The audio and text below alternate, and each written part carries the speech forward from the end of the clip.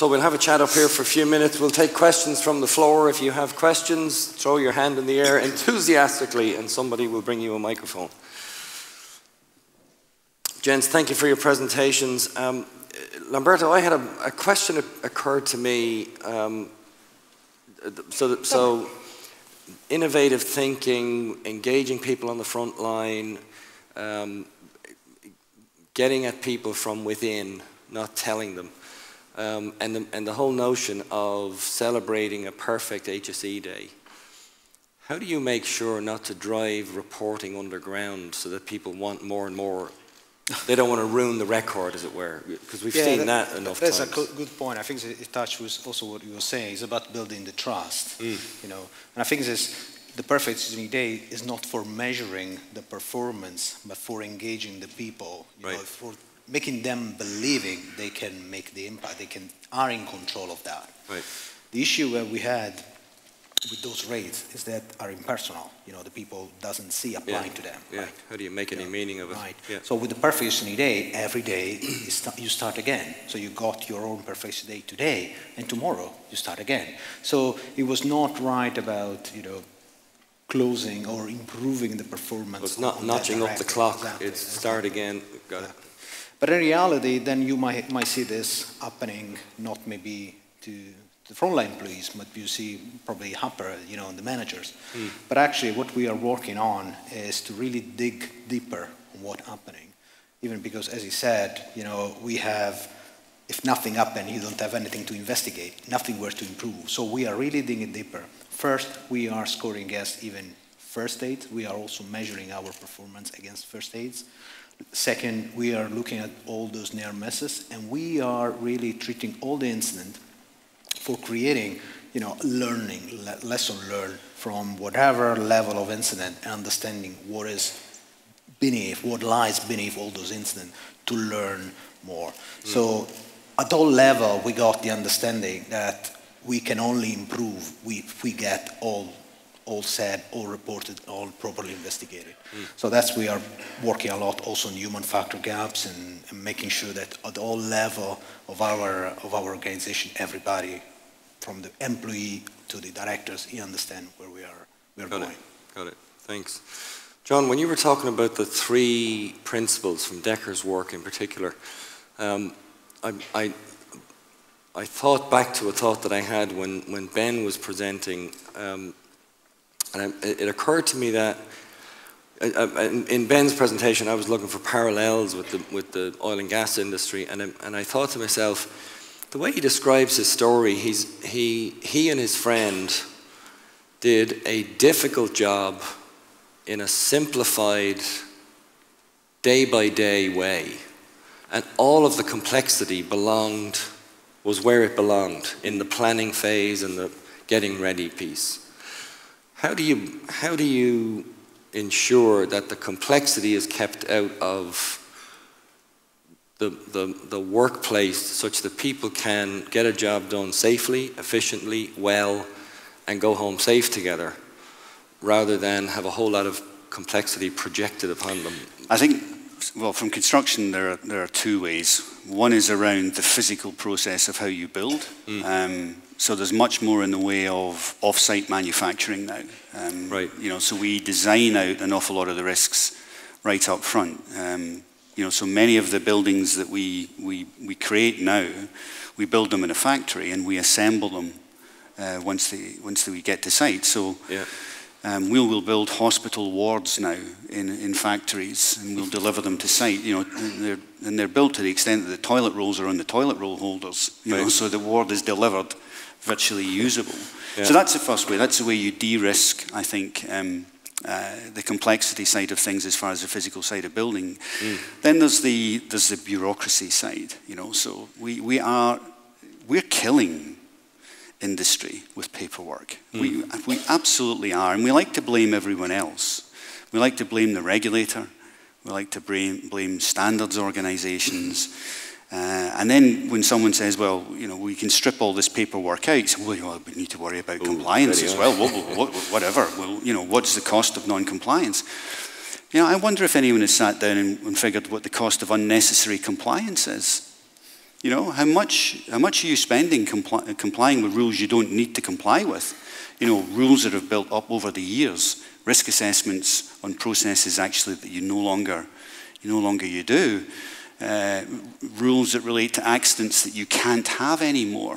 We can't see the wood for the trees because we risk assess and method statement absolutely everything. So we've thinned all that out. There was a study done by Deloitte in Australia when I was there. And it estimated that the cost of compliance to Australian industry was $225 billion. So that's how much industry was spending on compliance. Everyone put their hands up and said, well, that's absolutely ridiculous. We'll have to have a word with the government and the regulators. Until it was pointed out that 155 billion of that is internally generated rules. So only 25% of it comes from the regulator. The rest of it we make up. And we make it up because we think it's a good idea. We make it up because we think it will protect us you know, from trouble once we get into it. I'm an ex-regulator. I'm telling you, the bigger your SMS, the easier I will nail you. Because it'll be full of contradictions. It'll be full of promises that you can't keep. It'll be full of gold plating that you thought was a good idea at the time. And it will be written in operational language, but analyzed by a lawyer.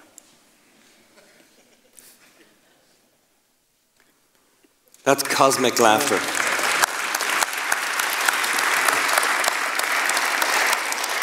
That's the kind of laugh you hear when people recognize what you're saying. Yeah. Any questions from the floor for these gents? Yes, sir. Please. Anybody else? Well, it's actually a remark to Mr. Green. Your principle of positive safety, doesn't that apply to work as a concept? Yes. Just work. I mean, absolutely. When you ask people, what's a good day? When I could be doing my job, be finished my schedule, I need all the tools, all the materials are there, nobody got hurt, I'm satisfied with the quality. I mean, it all comes together. If you're ever looking for a job, you come my way. You're absolutely spot on. I mean, this isn't about safety. It's about work. People don't come to work to be safe. They come to work to be successful. And an aspect of that is going home safely every day. But you're absolutely right. It's all about work. And the sooner we realize that safety is not this discrete portion to be managed separately from everything else, I think, you know, overnight we'll become much more successful in what we try to do. It is absolutely all about work. The gent in the back corner. Oh, okay. One here, and then that gent in the back corner. Yeah. I'm thinking about how are you working with other companies? Now you sort of fixed your company, but how are you working with the industry, like learning from one another, giving all your accidents or incidents or near misses to other companies to learn from before they have them? That would be like the next step for you. Yeah, that's right. I think that this is, for example, one example that where we need to build on. You know, this conference, but also organization like we have, you know, I make an example because I'm a member of it, the Step Change in Safety organization.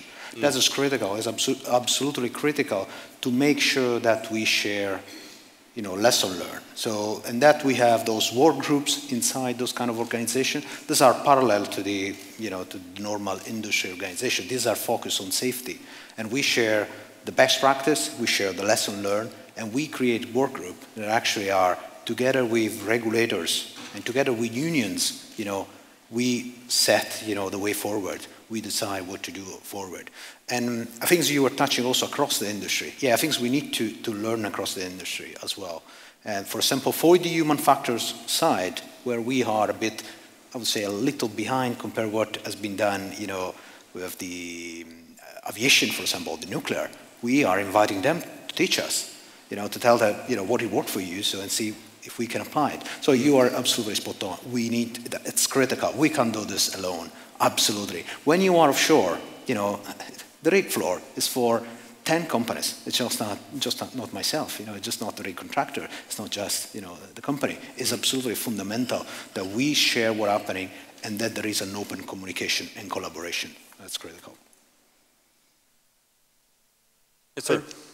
And in a region, in the past, to decrease the injuries and the fatalities, there were created more strict protocols, and they improved the use of DPE, dispositive or individual protection.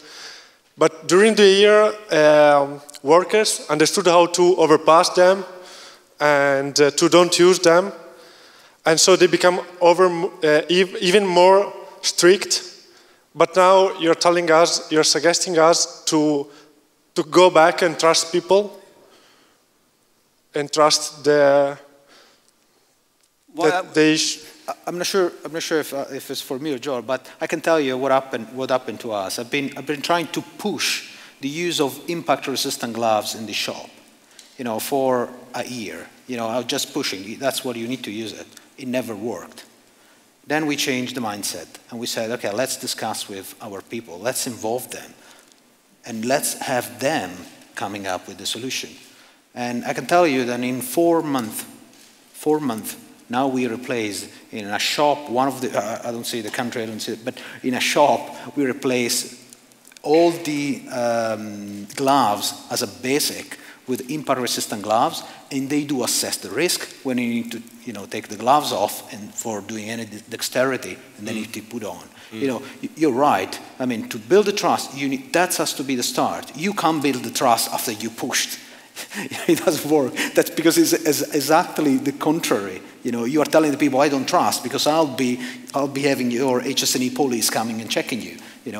That's why I was saying, I mean, there is no really way. I mean, if you don't lead for safety, you will have also the guys that will do what you ask them in front of you, and they will do what they believe when you leave. Sorry, John. Sorry, I think there's a big side effect in what we've done, particularly with management systems and the prescription of procedures. And it's something that's very close to my heart. It's always something that's fascinated me as a psychologist. And that's the fact that we've killed curiosity in people. People don't wonder anymore. They go to the SMS for the answer. It's the equivalent of Google. And it gives you the question.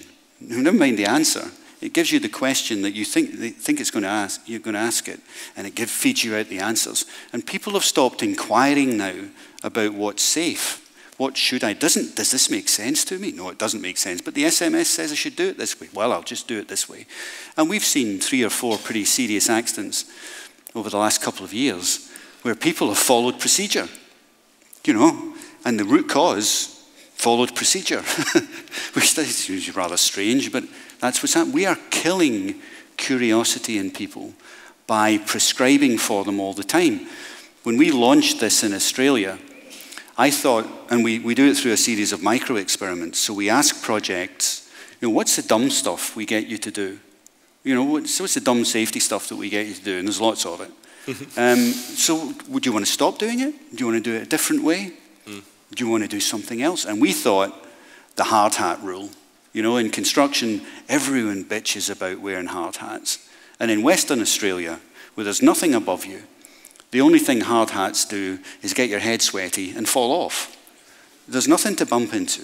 There's nothing to fall on your head. So we thought they'll do away with the hard hat rule. No one came forward suggesting that they would do away with hard hats. And so I went over to one of the projects and said, I can't understand this.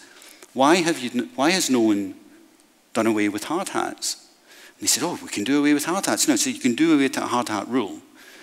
What does that mean? I said, well, that means that as we start putting a structure up, for on Gorgon or on Wheatstone, you might have to start wearing hard hats depending on where you go. You might bump into a steel structure, or there might be people working above you, and they might drop something on it. Oh, so we have to think about it. Yeah, you have to think about it. We'll just wear the hats then. And that's what we're doing to people. That's criminal. We should be ashamed of ourselves. Well said. Well said indeed. Is there another question? Yes, sir. I think we have time for one more question. Well, I think, John, that you hit a lot of it on the spot, because what we see is we are pretty good at putting the checklists in place. We are pretty good at making a new procedure whenever something goes wrong. It's the curse of the IT again, because they have made it so easy nowadays to produce a new checklist, a new procedure, a new process, and we are in the process of cleaning up. And my CEO, he asked me one day, is it really that much of an administrative burden? So he wanted an example. And the example was that before the crane operator do a lift internally on deck every day, or the first time on his shift, he has to go through a 43-point checklist. Mm. So we make them criminals, don't you think so? Mm-hmm. And what I see is that if we want to get away from this, how do you see that we actually can reactively go back and go back to the system as it was maybe 10, 15 years ago, where you had to use snail mail?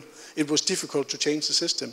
Yeah. So I think, I would like to hear your opinion about systems, because you said it yourself, they're growing all the time, but the IT systems makes it easy. So I think there's a balance to be struck between, I'm not saying you do away with all the paperwork and you allow chaos to reign. I think that would be a really interesting experiment, because I think I'd always trust people over a system.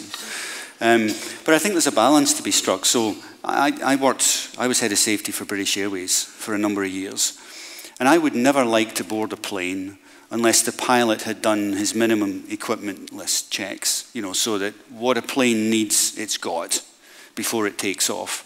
But I don't just want the pilot to be good at that. I want him to be able to handle a storm if we fly through one. So I want that balance of competency, but I think there are, occasions where checklists are, they're quick, they're easy to use, they're easy to understand, so they have a place. I'm not saying no paperwork at all. I think it's about a balance between that bureaucracy and competency of the individuals who are entrusted with using it. Mm. All right, gentlemen, thank you for your presentations and for joining me up here. Thank you. Thank you. John and Lamberto, for everybody.